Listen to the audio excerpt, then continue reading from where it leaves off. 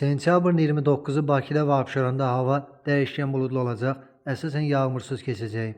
Arabir tutulacaq. Milli Hidrometeorologiya Xidməti bildirir ki, şimal-qərb küləyi səhər, şimal-şərq küləyi ilə əvəz olunacaq.